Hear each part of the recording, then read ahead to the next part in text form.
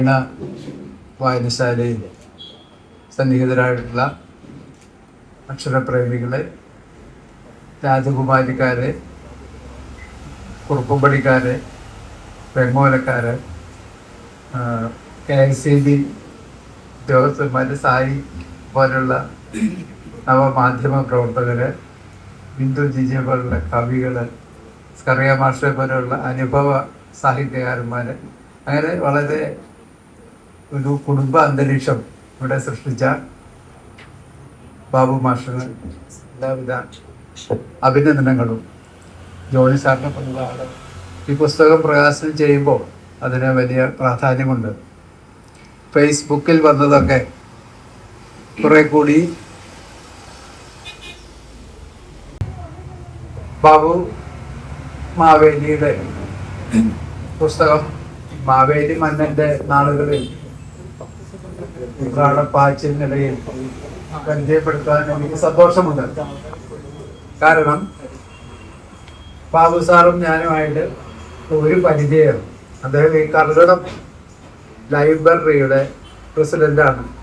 ഒരു ഗ്രന്ഥശാല പ്രവർത്തകന്റെ പുസ്തകം എന്ന നിലയിൽ ഇതിന് വലിയ മൂല്യമുണ്ട്. നവമാധ്യമങ്ങളിൽ ഇങ്ങനെ മിന്നി മറയുന്ന കാഴ്ചകളല്ല, അച്ചടിച്ച് നമ്മുടെ കയ്യിൽ വന്നിട്ടുള്ള ഈ പുസ്തകം, ഇപ്പോൾ ചൂടാറാത്ത ഈ പുസ്തകം പരിചയപ്പെടുത്തുവാനുള്ള ഒരു സന്തോഷം ഞാനും ശ്രീ ബാബുവും ഇടുക്കി ജില്ലക്കാരാണ്, അല്ലെങ്കിൽ മലയോര കർഷകരുടെ മക്കളാണ്. ബാബു മാസ്റ്റർ പറയുന്ന ഈ എല്ലാ അനുഭവങ്ങളും, അതിൻ്റെ സമാന്തര അനുഭവങ്ങളും എൻ്റെയും ജീവിതത്തിലുള്ളതാണ്. ബാബുവിൻ്റെ അമ്മായിയാണ് ബംഗാളിലുള്ളെങ്കിൽ എൻ്റെ അമ്മായിയമ്മയാണ് ബംഗാളിലുള്ളത്. എൻ്റെ അപ്പനും ഒരു പൊതുപ്രവർത്തകനായിട്ട് പോസ്റ്റ് ഓഫീസ് ഇല്ലാതെ അവിടെ ഇരുന്ന് ഈ കാർഡ് വെക്കുകയും കില്ലറ്റ് വെക്കുകയും ആളുകൾക്ക് കത്തെഴുതി കൊടുക്കുകയും ആളുകളുടെ എഗ്രിമെൻ്റ് തയ്യാറാക്കി കൊടുക്കുകയും, അച്ചടിച്ചല്ല കൈകൊണ്ട് എഴുതി കൊടുക്കുകയും, ആളുകൾ തമ്മിലുള്ള വഴക്ക്, വെള്ളം തിരിക്കുന്നതിനെ പറ്റിയുള്ളൊരു അതിർത്തി തർക്കവും, കോഴി കയറി, താറാവ് കയറി, മുട്ട അപ്പുറം ഇട്ടു, തേങ്ങ ഇവിടെ വീണു, എന്നിട്ട് പാടത്തൊക്കെ ഒത്തിരി തേങ്ങ വേണ്ടിട്ടുണ്ട്, അവരുടെ അല്ലായിരുന്നു, അതിനെ പറ്റിയൊക്കെ തർക്കമുണ്ടല്ലോ. അതൊക്കെ വഴക്കുള്ളൂ, അല്ലാതെ വലിയ വഴക്കൊന്നുമില്ല ആ കാലത്ത്. കൃഷിക്കാർ തമ്മിൽ എന്ത് വഴക്കാണ്. അപ്പൊ ആ കർഷക സംസ്കാരത്തിന്റെ വലിയ ഒരു അടയാളപ്പെടുത്തലാണ് ഈ പുസ്തകം. ഒരു ബാബു പോൾ എന്ന പേരുള്ള മറ്റൊരാൾ ഇടുക്കി ജില്ലയെ പറ്റി മനോഹരമായ ഒരു പുസ്തകം എഴുതിയിരുന്നു. ഇടുക്കി ജില്ലയുടെ ആദ്യത്തെ കളക്ടറായിരുന്ന ഒരു ബാബു പോൾ IAS ഇടുക്കിയെ പറ്റി മനോഹരമായ കവിത പോലെയുള്ള പുസ്തകം എഴുതി. രണ്ടാമത് ഇടുക്കിയെ പ്രകീർത്തിച്ച് അനുഭവങ്ങൾ എഴുതിയിട്ടുള്ളത് ശ്രീ മാവേലിയാണ്. ഈ പുസ്തകത്തിൻ്റെ ഉള്ളൊരു പ്രത്യേകത, ഈ അനുഭവങ്ങൾ ഇങ്ങനെ പറഞ്ഞു പോകുമ്പോൾ ദുഃഖകരമായ ഒരു അനുഭവവും ഇതിനകത്തില്ല, മൊത്തം സന്തോഷമാണ്. ബാബുമാഷെ പോലെ തന്നെ എപ്പോഴും അദ്ദേഹം ഇങ്ങനെ സുസ്മേരവദനായിട്ട് കണ്ടിട്ടുള്ളൂ. ചിരിച്ചല്ലാതെ കരഞ്ഞോ ദേഷ്യപ്പെട്ടോ ബാബുവിനെ ഞാൻ കണ്ടിട്ടില്ല. ഈ പുസ്തകത്തിൻ്റെ പൊതുവായിട്ടുള്ളൊരു ഇതിനെ പറ്റി പറയുമ്പോൾ, ബാബു സാറ് പാരൽ കോളേജ് അധ്യാപകനായിരുന്നു. അന്നത്തെ ചെറുപ്പക്കാരെല്ലാവരും തന്നെ വിദ്യാഭ്യാസം കഴിഞ്ഞ് ജോലി കിട്ടണവരെ ചെയ്യുന്ന ഒരു പണിയാണ് പ്യാരേലാൽ കോളേജ്. അവിടെ അദ്ദേഹം ഇഷ്ടംപോലെ ശിഷ്യരുള്ള ഒരാളാണ്. ഇപ്പോഴും പലരും ബാബു മാഷ് എന്നാണ് വിളിക്കുന്നത്. അതിൻ്റെ ഒരു കാരണം അദ്ദേഹം പാരൽ കോളേജ് അധ്യാപകനായിരുന്നുള്ളത്. അവിടെ നിന്ന് നേടാൻ പറ്റാത്ത അനുഭവങ്ങളില്ല. അത് ഇലക്ട്രിസിറ്റി ബോർഡ് കിട്ടില്ല. ഇലക്ട്രിസിറ്റി ബോർഡുകാരോട് നമുക്ക് ഈ കറണ്ട് പോകുമ്പോൾ തോന്നുന്ന ഒരു വികാരമാണ് പൊതുവേ തോന്നിക്കൊണ്ടിരുന്നത്. ഇപ്പം അങ്ങനെയല്ലായിരിക്കും. ഇപ്പം കറണ്ട് പോയാൽ പെട്ടെന്ന് വരും, മറ്റൊരു 3 ദിവസമൊക്കെ കഴിയുക. ഇതിനകത്ത് പറയുന്നൊരു അനുഭവമുണ്ട്. ഇദ്ദേഹം ഒരു അപേക്ഷ, എൻട്രൻസ് എക്സാമിനേഷന് ഒരു അപേക്ഷ അയക്കാനായിട്ട് പാസ്പോർട്ട് സൈസ് ഫോട്ടോ എടുക്കണം. ഇടുക്കി ജില്ലയിൽ വളരെയധികം സൗകര്യങ്ങളുണ്ടല്ലോ സ്റ്റുഡിയോയുടെ കാര്യത്തിൽ. ഒരു പാസ്പോർട്ട് ഫോട്ടോ എടുത്താൽ കൃത്യം 3-ാം ദിവസം കിട്ടും, കറണ്ട് ഉണ്ടെങ്കിൽ. ഇദ്ദേഹം പോയി ഫോട്ടോ എടുത്തു. ഫോട്ടോ എടുത്തു കഴിഞ്ഞപ്പോൾ കറണ്ടില്ല. പിന്നെ മെഴുകുതിരി വെളിച്ചത്തിൽ എന്തോ ഒരു പുതിയ ടെക്നോളജി ഉപയോഗിച്ച് അതിൻ്റെ ഒരു പ്രിൻ്റ് എടുത്തു. പക്ഷേ പ്രിൻ്റ് എടുത്തപ്പോൾ ആധാർ കാർഡിലെ ഫോട്ടോ പോലെയാണ് ഇരിക്കുന്നത്.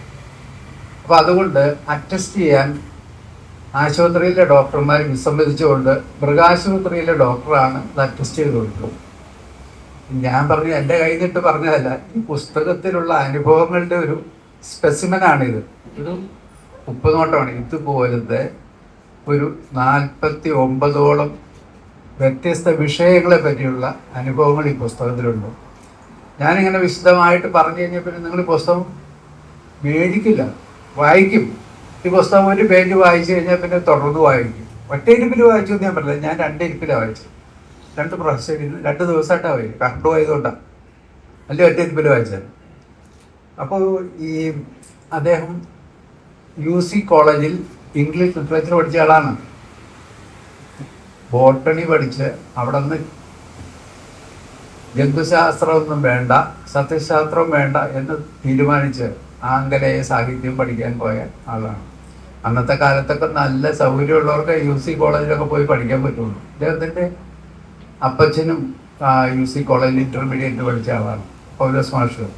അതുകൊണ്ട് തന്നെ അദ്ദേഹം ആ ജോലിയിൽ റിട്ടയർ ചെയ്തിട്ടും ഞാനിത് ചെയ്തോളാം, എനിക്ക് ശമ്പളമൊന്നും ഇല്ലെങ്കിലും വേണ്ടില്ല, ഞാൻ ഈ പണി ചെയ്തോളാം എന്ന് പറഞ്ഞ് ജോലി ചെയ്ത വളരെ സേവന തൽപരനായ ഒരു മനുഷ്യ സ്നേഹിയുടെ എന്ന് ഞാൻ പറയും മകനാണ് ശ്രീ ബാബു പോൾ. അദ്ദേഹം വളരെ ഊർജ്ജസ്വലതയോടുകൂടി സമൂഹത്തിലെ കാര്യങ്ങളിൽ ഇടപെടുകയും എല്ലാ കാര്യങ്ങളെ പറ്റിയും ഒരു അവബോധമുള്ള മനുഷ്യനാണ് ഇദ്ദേഹം. അപ്പോൾ ഇപ്പോൾ കുറുപ്പമ്പടിയിൽ നിന്ന് രാജാക്കാട്ടിന് കുടിയേറി എന്ന് പറയാം. അന്നത്തെ കാലത്ത് കൊടും പട്ടിണിയാണ്, അരിയൊന്നുമില്ല. നെൽകൃഷിക്ക് വേണ്ടിയിട്ടാണ് ആൾക്കാർ കയറുന്നത്. ഗ്രോ മോർ ഫുഡ് എന്നൊക്കെ പറഞ്ഞിട്ട് പ്രോഗ്രാം ഉണ്ടാകും. സർക്കാർ തന്നെ കുടിയേറ്റം പ്രോത്സാഹിപ്പിച്ചുകൊണ്ടിരുന്ന ഒരു കാലത്താണ് ഈ പൗലോസ് ചേട്ടൻ്റെ അപ്പൻ അവിടെ കുടിയേറിയത്. ഇപ്പോൾ റിവേഴ്സ് മൈഗ്രേഷനാണ്. ഈ കുടിയേറിയ കർഷകരുടെ ഒക്കെ മക്കള് അന്ന് കുടിയേറെയായിരുന്നു, വാറ്റുചാരായ ഉണ്ടായിരുന്നു. ഇപ്പോൾ ഇവർക്ക് കുടി ഇറങ്ങിക്കൊണ്ടിരിക്കുക, കുടിക്കാൻ പറ്റില്ല, ഡയബറ്റീസാണ്. ഇപ്പോൾ തിരിച്ചിറങ്ങിക്കൊണ്ടിരിക്കുക ജോലിക്ക് വേണ്ടിയിട്ട്, മക്കളുടെ വിദ്യാഭ്യാസത്തിന് വേണ്ടിയിട്ട് ഒക്കെ ഈ കുടിയേറ്റ കർഷകരുടെ മക്കൾ താഴോട്ടെന്ന് പറഞ്ഞാൽ മലയുടെ മുകളിൽ നിന്ന് താഴോട്ട് ഇറങ്ങി തീരപ്രദേശത്തേക്കല്ല പോകുന്നത്, ഇടനാടുകളിലേക്കാണ് പോകുന്നത്, സമതല പ്രദേശങ്ങളിലേക്ക് പോകുന്നത്. വളരെ സേഫാണ്. കൊതങ്ങലം പോലുള്ള സ്ഥലത്ത് വന്ന് പെടുന്ന ആളുകൾ ഇവിടുന്ന് പോവില്ല. കാരണം ഇവിടെ നിന്ന് റെയിൽവേ സ്റ്റേഷനിലേക്ക് പോകാൻ 45 മിനിറ്റ് മതി, എയർപോർട്ടിലേക്ക് പോകാൻ 1 മണിക്കൂർ മതി. എല്ലാ സ്ഥലങ്ങളിലേക്കും KSRTC ബസ്സുണ്ട്. പക്ഷെ ബാബു സാറിന്റെ കാലത്തൊന്നും KSRTC ബസ്സില്ല, അല്ലെങ്കിൽ അദ്ദേഹത്തിന്റെ ഭാഷ പറഞ്ഞ ആനവണ്ടിയില്ല. ആകെപ്പാടുള്ളത് PMS, PPK, ജയൻ 3 ബസ്സുകളാണ്. ആ ബസ്സിലെ സ്റ്റാഫിന്റെ പേരൊക്കെ അദ്ദേഹം പറയുന്നുണ്ട്. സ്റ്റാഫിന്റെ പേര് മാത്രമല്ല ബാബു സാർ പറയുന്നത്. സ്വകാര്യ ബസ്സുകൾ ഹൈറേഞ്ചിലെ സാംസ്കാരിക ജീവിതത്തിൽ ചെലുത്തിയിട്ടുള്ള സ്വാധീനം, ഹൈറേഞ്ചിന്റെ വളർച്ചയ്ക്ക് ആ ബസ്സിലെ കിളിയും കണ്ടക്ടറും ഡ്രൈവറും ഒക്കെ ചെയ്തിട്ടുള്ള സേവനങ്ങൾ. കൊറിയർ സർവീസ് എന്നൊക്കെ പറഞ്ഞാൽ പ്രൈവറ്റ് ബസ്സുകാരുടെ ഇത് കണ്ടുപിടിച്ചതാണ്. നമുക്ക് അത്യാവശ്യമായിട്ടൊരു കാര്യം അറിയിക്കണം, മൊബൈൽ ഫോൺ ഇല്ലല്ലോ, പ്രൈവറ്റ് ബസ്സാണ് ആശ്രയം. താഴെ പഠിക്കുന്ന ആലുവ UC കോളേജിൽ പഠിക്കുന്ന കൊച്ചിൻ്റെ അടുത്ത് തേങ്ങ കൊടുത്തു വിടണം, പ്രൈവറ്റ് ബസ്സാണ് ശരണം. പ്രൈവറ്റ് ബസ്സുകൾ ചെയ്ത സേവനത്തെ പറ്റി ശ്രീ ബാബു മാവേലി വളരെ വിശദമായി പുസ്തകത്തിൽ പറയുന്നുണ്ട്. അതിൽ പറഞ്ഞത് ബാബു മാവേലി എന്ന എഴുത്തുകാരൻ വളരെ സൂക്ഷ്മാംശങ്ങൾ ശ്രദ്ധിക്കുന്ന ഒരു എഴുത്തുകാരനാണ്. മൈന്യൂട്ട് ഡീറ്റെയിൽസ് വരെ ശ്രദ്ധിക്കുന്ന ഒരാളാണ്. അത് മാത്രമല്ല, അദ്ദേഹം ഗുരുഭക്തിയുള്ള ഒരാളാണ്. ഗുരുക്കന്മാരെ ഓർക്കുക, എല്ലാ അധ്യാപക ദിനത്തിലും പഴയ എഴുത്താശാനെയൊക്കെ ഓർക്കുക, ആദ്യമായിട്ട് ഓല പഠിപ്പിച്ച ആളെ ഓർക്കുക, അവരെ പോയി കണ്ട് ദക്ഷിണ കൊടുക്കുക, പഴയ സാറന്മാരെ ഫോണിൽ വിളിക്കുക. അതിലൊരു ടീച്ചറെ പ്രത്യേകമായിട്ട് വിളിക്കണ്ട കേട്ടോ. അത് സിന്ധു ടീച്ചർ കേട്ടിട്ടില്ല. സിന്ധു അതൊന്നും കുഴപ്പമൊന്നുമില്ല കേട്ടോ. ആ ടീച്ചർ വയസ്സായതാണ്, അപ്പം മരിച്ചു. എപ്പോഴും വിളിക്കും. മൊബൈലൊക്കെ വന്ന പിന്നെ ബാബു സാർ ആ ടീച്ചറിനെ വിളിക്കും. ടീച്ചർ വഹിച്ചു വരും. നല്ല ടീച്ചറാണ്. കാരണം ഇദ്ദേഹത്തിന് ഈ കണക്കിൽ ഒത്തിരി താല്പര്യം ഉണ്ടായിരുന്നു. എന്നിട്ട് പണ്ടത്തെ പിള്ളേർക്കൊക്കെ കണക്കിന് 17 മാർക്കൊക്കെ കിട്ടും. ഇദ്ദേഹം ഈ കണക്കിനോട് സുല്ല് പറഞ്ഞ് നിർത്താൻ തുടങ്ങിയതാണ്. അതുകൊണ്ടാണ് KSEBയിൽ കണക്കിൻ്റെ പണി ഇദ്ദേഹത്തിന് കിട്ടിയത്. ആ ടീച്ചറില്ലായിരുന്നെങ്കിൽ ബാബുവിൻ്റെ കാര്യം കട്ടപ്പുകയാണ്. അപ്പോൾ അങ്ങനെ ബാബു പോള് പഠിച്ചു, മിടുക്കനായി, നാട്ടിൽ പ്രസിദ്ധനായി. ഈ പുസ്തകം വായിച്ചു കഴിഞ്ഞാൽ ഇടുക്കി ജില്ലയെ പറ്റി മുഴുവനായിട്ടല്ല, രാജകുമാരി വരെയുള്ളത്, കുറുപ്പമ്പടി മുതൽ രാജകുമാരിയുള്ള റോഡ്, ആ പോണ വഴിക്കുള്ള കാഴ്ചകൾ, ആന, കുതിര, മയിൽ, ഒട്ടകം, എന്തിനു പറ്റി ഇല്ലാതെ കൃഷി സമ്പ്രദായങ്ങൾ, അയൽക്കാർ തമ്മിലുള്ള ബന്ധങ്ങൾ, ഹീറോ പേനയുടെ ചരിത്രം, ഹീറോ പേനയുടെ നിബ് പോയാൽ അത് മാറ്റി പല പാർട്സാക്കി പല പേന ഉണ്ടാക്കുന്ന ടെക്നിക്ക്, ഇതെല്ലാം ഇതിനകത്ത് പറയുന്നുണ്ട്. നിങ്ങൾക്ക് എന്തറിയണം? സർവ്വവിജ്ഞാന കോഴ്സ് ഞാൻ പറയില്ല, സർവ്വം ഉണ്ടാൻ വേണ്ടി ഇതിനകത്തുണ്ട്. ഒരുമാതിരി ലൊട്ടിലൊടുക്ക് പരിപാടി എല്ലാം ഉണ്ട്. അതുകൊണ്ടാണ് ഈ എക്സ്പ്രസ് ബുക്സ് ഈ പുസ്തകം ഇറക്കാൻ നിന്നത്. 300 രൂപയുള്ളൂ, വലിയ വിലയൊന്നുമില്ല. ഇപ്പോഴത്തെ കാലത്ത് 300 രൂപയ്ക്ക് തന്നെ കിട്ടാണ്. 170 പേജുള്ള ഒരു പുസ്തകത്തിന് ഇപ്പം 300 രൂപ പോരാ, 500 രൂപയെങ്കിലും വേണം. 170 പേജുണ്ട്, 56 അധ്യായമുണ്ട്. 56 അധ്യായങ്ങളിൽ 56 വ്യത്യസ്തമായ അനുഭവങ്ങളാണ് പറയുന്നത്. നന്നായിട്ട് എഡിറ്റ് ചെയ്തിട്ടുണ്ട്. വർണ്ണത്തിനകത്ത് വേറെ കയറി വരാതെ ക്ലിയർ ആയിട്ട് എഡിറ്റ് ചെയ്ത് വെച്ചിട്ടുണ്ട്. പക്ഷെ ഒരു കുറവുണ്ടെന്ന് എനിക്ക് തോന്നുന്നു. അങ്ങനെ പറയണമല്ലോ. ഇതിനകത്ത് ഫോട്ടോസ് ചേർക്കണം, എന്നാലേ ഈ നാട്ടിലുള്ളവർക്ക് ഇത് മനസ്സിലാവുള്ളൂ. അടിമാലിക്കാർക്കോ ഹൈറേഞ്ചുകാർക്കോ പൊന്മുടിക്കാർക്കോ ഒക്കെ മനസ്സിലാവും. രാജാക്കാട് രാജകുമാരി പൂപ്പാറക്കാർക്കോ ഒക്കെ മനസ്സിലാവും. വഴിയും ശാന്തപ്പാർക്കൊക്കെ മനസ്സിലാവും. പക്ഷെ കോതമംഗലംകാർക്ക് മാതിരിപ്പള്ളിക്കാർക്കൊക്കെ ഇത് മനസ്സിലാവണമെങ്കിൽ ഇതിൻ്റെ നല്ല ചിത്രങ്ങൾ ചേർക്കണം. ഇത് കണ്ടാൽ, ഈ പുസ്തകം വായിച്ചാൽ അടുത്ത ആഴ്ച നിങ്ങൾ ശനിയാഴ്ചയോ ഞായറാഴ്ചയോ KSRTCയുടെ ഉല്ലാസയാത്ര ബസ്സിനകത്ത് കയറും. തീർച്ചയാണ്. എവിടെയെങ്കിലും ഞാൻ ഇരുട്ടുകാലത്ത് എവിടെയും ചെന്നിട്ട് ജീപ്പ് ഓടിച്ചാലും പോകും. ഇപ്പം ഇഷ്ടംപോലെ ബസ്സുണ്ട്. എന്നാലും ഒരു ജംഗിൾ സഫാരി ആവാം എന്ന് തീരുമാനിക്കും. അപ്പോൾ ഇതൊരു ടൂറിസ്റ്റ് ഗൈഡായിട്ടാണ് എനിക്ക് തോന്നുന്നത് ഈ പുസ്തകം വായിച്ചു കഴിഞ്ഞു. മാവേലി മാഷക്ക് വേണമെങ്കിൽ നമുക്ക് നാവിഗേറ്റർ, ബാബു ദ നാവിഗേറ്റർ എന്നൊരു പേര് വേണമെങ്കിൽ കൊടുക്കാം. എവിടെ ചെന്നാൽ എങ്ങോട്ട് പോകണം, എത്ര കിലോമീറ്റർ പോകണം, വടക്കോട്ട് എത്ര പോകണം, അവിടെ എന്തോരം ഇറക്കമുണ്ട്, എവിടെയാണ് കൊക്കയുള്ളത്, എവിടെയാണ് തമിഴ്നാട് ബസ്സിന് ആക്സിഡൻറ്റ് ഉണ്ടായത്, KSRTCയുടെ ബസ് കരടിപ്പാറ പോയത് എപ്പോഴാണ്, അതിൻ്റെ അകത്ത് എത്ര പേര് മരിച്ചു, അവരെ താലൂക്ക് ആശുപത്രി കൊണ്ടുവന്നു, അവിടെ നിന്ന് ആംബുലൻസ് ഇല്ലായിരുന്നു, ജീപ്പിലാണ് കൊണ്ടിരുന്നത്, പായി പൊതിഞ്ഞെട്ടി. വായിച്ചാൽ നമ്മുടെ കേരളം, സുന്ദര കേരളം എന്ന് പറഞ്ഞാൽ ഒരു 50 കൊല്ലം മുമ്പ് നമ്മുടെയൊക്കെ അവസ്ഥ എന്തായിരുന്നു ഇത് വായിച്ചാൽ മനസ്സിലാവും. വലിയ ധന്യമായ പാരമ്പര്യം ഉണ്ടായെന്ന് പറയും. കച്ചവടം കൊടുത്തിട്ടുണ്ട് ടൗണ് അങ്ങാടി പോയിക്കൊണ്ടിരുന്നത്. ഈരഴുത്തോടത്ത് പിന്മാറിയപ്പോഴാണ് ഈ സിറ്റി എന്നുള്ള പേര് മാറിയെന്ന് ബാബു കണ്ടുപിടിച്ചു. കടുക്കാ സിറ്റി, കുർള സിറ്റി എന്ന് പറഞ്ഞാൽ വേറെ ഒന്നുമില്ല, കുർളച്ചേട്ടൻ അവിടെ ഒരു കടയുണ്ടായിരുന്നു. അവിടെ ഈ നാട്ടുപുറത്തുകാരൊക്കെ ചായ കുടിക്കാനും പലർക്ക് ഈ ഉണക്കമീനാണ്, പച്ചമീനൊന്നുമില്ല, പച്ചമീൻ കിട്ടുക പൻകുട്ടി ലാഭിന്നാണ് ആ നേരത്തിൽ.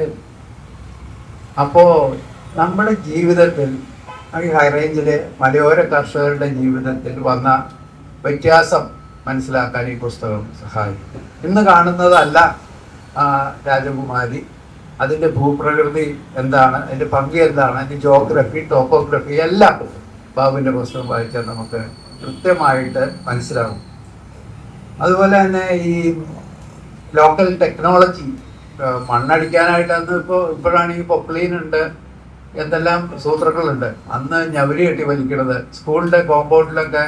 പിന്നെ NSSന് പകരം അന്ന് വേറെ സേവനവാരം, ഒരാഴ്ച ഗാന്ധി ജയന്തി തൊട്ടുള്ള സേവനവാരം. അതിൻ്റെ അത് ഇവന്മാരൊക്കെ ഈ ശാമ്പതിയൻ പാറ തല്ലി പൊട്ടിച്ചതിൻ്റെ കഥ, അവരെ കയ്യേലെ തഴമ്പ്, ഇതൊക്കെ ഈ പുസ്തകത്തിൽ നന്നായിട്ട് എഴുതിയിട്ടുണ്ട്. അപ്പോൾ ഇത് വായിക്കേണ്ടത് നല്ലതാണ്. പ്രൈവറ്റ് ബസ്സുകളെ പറ്റി, പിന്നെ ആയുർവേദ ചികിത്സ, നാട്ടുവൈദ്യന്മാരുടെ ചില ടെക്നിക്കുകൾ, വയറുവേദന വന്നാൽ എന്ത് ചെയ്യണം, കാട്ടുജീരകം അരച്ചു കുടിക്കണം, ഇതൊക്കെ ഇതിനകത്തുണ്ടെന്നേ. ആയുർവേദവും അലോപ്പതി എല്ലാം ഇതിനകത്തുണ്ട്. റോസ് നിറത്തിലുള്ള മരുന്ന് കുടിച്ചാൽ എന്ത് സംഭവിക്കും, കുപ്പി മരുന്നേ. അങ്ങനെയുള്ള ടെക്നിക്കൊക്കെ ബാബു ഇങ്ങനെ പറഞ്ഞുകൊണ്ട്, അതോടൊപ്പം കുറച്ച് സൈക്കോളജി, കൃഷിയുടെ എല്ലാ ടെക്നിക്കും ഇതിൻ്റെ അകത്തുണ്ട്. അതുപോലെ ചക്ക മാഹാത്മ്യം, 2 ചാപ്റ്റർ ചക്കയ്ക്ക് മാത്രം. ചക്കപ്പുഴുട്ട്, ചക്കത്തോരൻ, ചക്ക ഒലത്തിയത്, ചക്കപ്പഴം, ഇപ്പം പുതുതായിട്ട് ഹോർലിക്സ് ഉണ്ടാക്കാൻ പോണ ഇടിഞ്ചക്ക, എല്ലാം ഇതിനകത്ത് പറയുന്നു. പിന്നെ ഇങ്ങോട്ട് വന്നു കഴിഞ്ഞാൽ ITC, MGM ITC എന്ന് പറഞ്ഞൊരു സ്ഥാപനം അവിടെ തുടങ്ങി, യാക്കോബായ സഭ. അതിനുശേഷം അവിടെ വന്ന വ്യത്യാസങ്ങൾ, പുറത്തുനിന്ന് ആളുകൾ പഠിക്കാൻ വന്നു, പാൻസ് ഇട്ട് വന്നു, അതൊരു പാൻസൊന്നുമില്ല. പിന്നെ കുറച്ച് സോഷ്യൽ സയൻസ്, കൂടുതൽ ടീച്ചേഴ്സിനെ പറ്റിയിട്ടാട്ടോ. പിന്നെ ക്വസ്റ്റ്യൻ പേപ്പർ ലീക്കായ ഒരു കഥ പറയുന്നുണ്ട്. ഇന്നാണെങ്കിൽ എന്താ വിജിലൻസ് അന്വേഷണം നടക്കേണ്ട കാര്യമാണ്. നല്ല രസമാണ്. ഒരേ ക്വസ്റ്റ്യൻ പേപ്പറാണ്. അധ്യാപക സംഘടനകളാണല്ലോ ക്വസ്റ്റ്യൻ പേപ്പർ. നേരത്തെ ടീച്ചർമാർ, പഠിപ്പിക്കുന്ന ടീച്ചർമാരാണ് ക്വസ്റ്റ്യൻ പേപ്പർ, ഇപ്പോൾ അധ്യാപക സംഘടനകളാണ്. അപ്പോൾ ഒരു സ്കൂളിൽ ഒരു കുട്ടി മരിച്ചു. അവിടുത്തെ ഹെഡ് മാസ്റ്റർ ആ സ്കൂളിന് അവധി കൊടുത്തു. അപ്പം അന്ന് നടക്കേണ്ട പരീക്ഷ മാറ്റി വെച്ചു. ഇപ്പോഴാണ് ഈ പരീക്ഷ ഒഴികെ ബാക്കിയുള്ളതൊക്കെ മാറ്റി വെച്ചു എന്നല്ല പറഞ്ഞു. പരീക്ഷ മാറ്റി വെച്ചു. അപ്പോൾ അടുത്തുള്ള ഒരു ടെക്നിക്കൽ സ്കൂളിൽ പരീക്ഷ നടന്നു. ഈ ചേട്ടന്മാർ സാധാരണ കളിക്കാൻ പോയപ്പോൾ വൈകുന്നേരം ക്വസ്റ്റ്യൻ പേപ്പർ പയ്യെ കൈമാറി. അപ്പോൾ ഇത് കിട്ടിയവരൊക്കെ ഫുൾ മാർക്ക്. പക്ഷെ ലാസ്റ്റ് ക്വസ്റ്റ്യൻ മാത്രം കിട്ടിയില്ല. അത് തേങ്ങയുടെ പടം വരയ്ക്കാനായിരുന്നു. തേങ്ങയുടെ പടത്തിന് പകരം ബാബു വരച്ചത് മാങ്ങയുടെ പടമായിരുന്നു. അങ്ങനെ ഒരു ക്വസ്റ്റ്യൻ മാത്രം കിട്ടിയത്. ഇതുപോലെയുള്ള അനുഭവങ്ങളാണ് ഞാൻ പറഞ്ഞ് ഇതിനെ ബോറടിപ്പിക്കുന്നത്. നിങ്ങളിത് വായിച്ചു നോക്ക്, നല്ല രസമുള്ള കാര്യമാണ്. ഇതിൻ്റെ പ്രമേയം, ഉള്ളടക്കം ഒക്കെ വളരെ മനോഹരമായിട്ട് അദ്ദേഹം പറയുന്നുണ്ട്. അദ്ദേഹം ജോലി ചെയ്ത സ്ഥലങ്ങള്, സുഹൃത്തുക്കള്, അധ്യാപകര്, ശിഷ്യന്മാരെ, പഠിച്ച കോളേജ്, UC കോളേജ്, അദ്ദേഹത്തിന്റെ സതീർത്ഥര്, ഇങ്ങനെയുള്ള എല്ലാ കാര്യവും പറയുന്നു. ഇത് ഇദ്ദേഹത്തിന്റെ മാതാപിതാക്കൾക്കും ഗ്രാൻഡ് പേരൻസിനൊക്കെ വേണ്ടി സമർപ്പിച്ചിരിക്കുന്നു. വള്ളിനിക്കർ കാലം മുതൽ അടുത്തൂൺ പറ്റിയത് വരെ, പെൻഷൻ പറ്റിയത് വരെയുള്ള കഥകൾ ഇതിനകത്തുണ്ട്. ഇതുപോലെ 10 പുസ്തകം ബാബുവിൻ്റെ വേറെ വരാനിരിക്കുകയാണ്. ഇത് അദ്ദേഹത്തിൻ്റെ രാജകുമാരി കഥകൾ മാത്രമേ ഉള്ളൂ. രാജകുമാരന്മാരുടെ കഥകൾ വേറെ വരാൻ പോകുന്നു. അപ്പോൾ എല്ലാ ആശംസകളും അഭിനന്ദനങ്ങളും അദ്ദേഹത്തെ അറിയിക്കുകയാണ്. അദ്ദേഹം തുടർന്ന് എഴുതട്ടെ. തേൻവേട്ടയൊക്കെ വായിക്കാവുന്നതാണ്. നല്ല വായനാസുഖമുള്ള പുസ്തകമാണ്. ഒരു വളച്ചെട്ടുമില്ലാണ്. ഇത് വായിച്ച് മനസ്സിലാക്കാൻ ഒരു വിഷമമില്ല. വളരെ സിമ്പിളാണ്, സ്ട്രെയിറ്റ് ഫോർവേഡാണ്. അതാണ് എൻ്റെ കുറവ്. നേരെ അനുഭവങ്ങളാണ്. ഈ ഒരുമാതിരി ഡയറി വായിക്കും പോലെയാണ്. നാൾവഴി കുറിപ്പ് വായിക്കും പോലെ വായിച്ചു പോകാൻ പറ്റും. നല്ല നൊസ്റ്റാൾജിക്കാണ്. ഇത് വായിച്ചു കഴിയുമ്പോൾ നമുക്ക് ഈ പഴയ കാര്യങ്ങളൊക്കെ ഓർക്കുമ്പോൾ ഉള്ള ഒരു രോമാഞ്ചം ഉണ്ടല്ലോ, ആ ഒരു കുളിര് ഇത് വായിച്ചാൽ കിട്ടും. അത് നല്ല ബുക്ക് ഓഫ് സ്വീറ്റ് മെമ്മറീസ് എന്ന് വേണമെങ്കിൽ പറയാവുന്നതാണ്. പിന്നെ അങ്ങനെ പറഞ്ഞാൽ പാരീസ് മൊട്ടായി മുതൽ എനിക്ക് ഇഷ്ടപ്പെടാത്തൊരു സാധനമുണ്ട്. എനിക്കത് അറിയാൻ പാടില്ല. ക്രിക്കറ്റ് കളി എനിക്കറിയാൻ പാടില്ല. കളിച്ചിട്ടൊക്കെ ഉണ്ട്, സർട്ടിഫിക്കറ്റൊക്കെ ഉണ്ട്. പക്ഷേ 3 ചാപ്റ്റർ ക്രിക്കറ്റ് ഇത്ര അലസമായൊരു കളിയുണ്ട്. സാഹിബിന് അവിടെ തണുപ്പാന്ന് പറഞ്ഞുകൊണ്ട് പോയി ഇങ്ങനെ മുട്ടി നിൽക്കും. ഇവിടെ സമയമുണ്ട് ഇതിനൊക്കെ. 3 പേജ് കളിക്കാരെ പറ്റി, ഗവാസ്കറിൻ്റെ ഭക്ഷണക്രമം, കപിൽ ദേവിനെ പറ്റി, അവന് സിനിമ കണ്ടു. ഇതൊക്കെ മാറി ബാബുവിൻ്റെ നാട് റിസോർട്ടുകളായി മാറിയിരിക്കുന്നു. കറണ്ടിൻ്റെ പ്രശ്നമൊക്കെ മാറിയെങ്കിലും ഊഷ്മളമായ കുടുംബ ബന്ധങ്ങളെ പറ്റി പറയുന്നു. ആശുപത്രി കുറവിനെ പറ്റി പറയുന്നു. അങ്ങനെ പറഞ്ഞ് ഓണസദ്യ, മാവേലി, വിഷുക്കൈനീട്ടം അങ്ങനെ പോവാണ്. പഴയ നക്ഷത്രങ്ങൾ ഉണ്ടാക്കുന്ന ടെക്നിക്ക്, പിന്നെ പോവാണ്. പിന്നെ മറ്റൊരു കാര്യം, ഈ മതസൗഹാർദ്ദത്തിൻ്റെ നല്ല ഉദാഹരണങ്ങൾ ഇതിനകത്ത് പറയുന്നത്. അദ്ദേഹത്തിന് എഴുത്തിന് കിട്ടിയതൊരു മുസ്ലിം അധ്യാപകനാണ്. പക്ഷെ അദ്ദേഹം പോലും ഹരിശ്രീ ഗണപതായ നമഃ എന്ന് ഉണക്കലരിയിൽ എഴുതിച്ചു എന്നാണ്. ആ അധ്യാപകൻ്റെ ഭാര്യയും അതോടൊപ്പം അതിന് വേണ്ട കാര്യങ്ങളൊക്കെ ചെയ്തു കൊടുത്തതാണ്. ഇപ്പോൾ ആണെങ്കിൽ ഉണക്കലരിയിൽ എഴുതിക്കോ, എന്തായിരിക്കും എഴുതിക്കണമെന്നൊക്കെ ഒന്നും ചുമ്മാ ആലോചിക്കണമല്ല. പിന്നെ ഈ പൊന്മുടി ഡാമിന് ബലക്കുറവുണ്ടെന്ന് പറഞ്ഞില്ല. മുല്ലപ്പെരിയാറിന് മാത്രമല്ല, പൊന്മുടി ഡാമിന് ബലം കുറഞ്ഞത് എങ്ങനെയാണെന്ന് അറിയണമെങ്കിൽ നോക്കിയാൽ മതി. അന്ന് ഈ കോൺക്രീറ്റ് ഒക്കെ തലച്ചോണ്ടായിട്ടാണ് കൊണ്ടുവരുന്നത്. ബക്കറ്റിൽ കൊണ്ടേ തള്ളുമല്ല, ഈ തലച്ചോണ്ടായിട്ട് കൊണ്ടുപോയിട്ടപ്പോൾ അതിൻ്റെ കൂടെ ഒരു ചുമ്മാട്, ഈ തലയിലൊക്കെ ചുമ്മാട് കോൺക്രീറ്റിൻ്റെ കൂടെ പോയി. അതിൻ്റെ ഒരു ബലക്കുറവ് മാത്രമേ പൊന്മുടി ഡാമിനുള്ളൂ. പക്ഷെ ഇപ്പം ബസ്സൊക്കെ കയറി ഓടുന്നുണ്ട്. അതിൻ്റെ രസമായിട്ട് വായിച്ചിരുന്നിരിക്കും. ഞാനിത് വായിച്ചുകൊണ്ടിരുന്നപ്പോൾ എൻ്റെ മൂത്ത കുട്ടി സ്കൂൾ അടച്ച് വീട്ടിലിപ്പോട്ടെ.